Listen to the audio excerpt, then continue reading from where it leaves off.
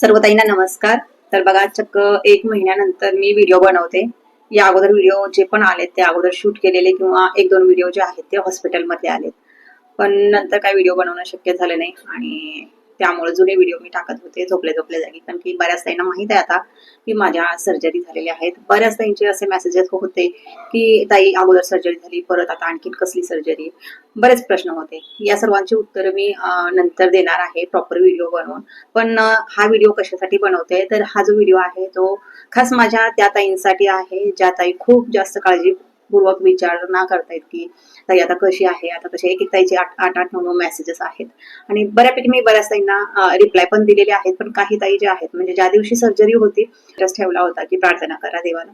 तर त्यानंतर साधारणतः त्या म्हणजे दुसऱ्या दिवशी मी पाहिलं, सर्जरीच्या दुसऱ्या दिवशी मी मेसेजेस पाहिले तर साधारणतः 1,500 प्लस म्हणजे 1,500 पेक्षा पण जास्त मेसेजेस पडलेले होते आणि तेवढ्या सगळ्यांना रिप्लाय देणं शक्य नव्हतं.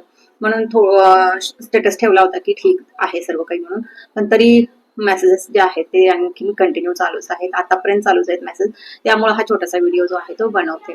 मला माहित आहे की कोणाला इतका टाइम नाही आजकाल की इतकी चौकशी करावी. आपल्याला होत नाहीत, म्हणजे आपल्याच लोकांना टाइम नसतो. पण हे एंजल लोक जे आहेत ते म्हणजे फक्त आपण व्हिडिओ थ्रू आपण ओळखतो एकमेकांना आणि त्यानंतर एवढी तुम्ही काळजी घेताय. म्हणजे बघा, वेळामध्ये वेळ काढून तुम्ही विचारणा करताय. त्यामुळे मला छोटासा व्हिडिओ टाकू आपण, बनवू आपण आणि आपल्या सर्व ताईंना अपडेट देऊ. तर आता बऱ्यापैकी रिकव्हरी जी आहे ती होत आहे.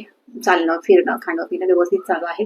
आणखीन थोडे दिवस लागणारे आहेत, पण तरी बऱ्यापैकी मी माझी कामं जी आहेत ती करत आहे. थोडं सपोर्टची गरज असते, म्हणजे सकाळी उठल्यानंतर उठवताना वगैरे.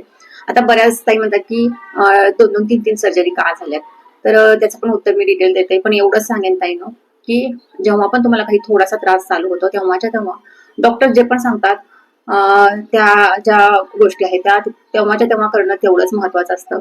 वेळ तुम्ही घाबरून म्हणा किंवा पुढे ढकलत गेलात की ते परत वाढत जातं. त्या जे पण आजार आहे त्याला वेळ मिळतो, ते पसरतं आणि त्यामुळं खूप सारे कॉम्प्लिकेशन्स जे आहेत ते तयार होतात. त्यापेक्षा तेव्हा ज्या पण गोष्टी आहेत त्या क्लिअर केल्या की म्हणजे जास्त मोठं काही किचकट बनत नाही. त्यामुळे डॉक्टर जे सांगतात ते ऐका.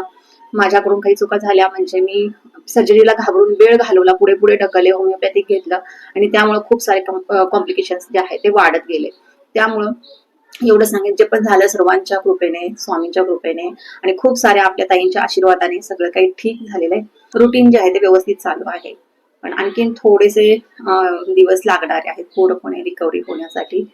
तर एवढंच होतं अपडेट की आता बऱ्यापैकी सगळं काही ठीक आहे.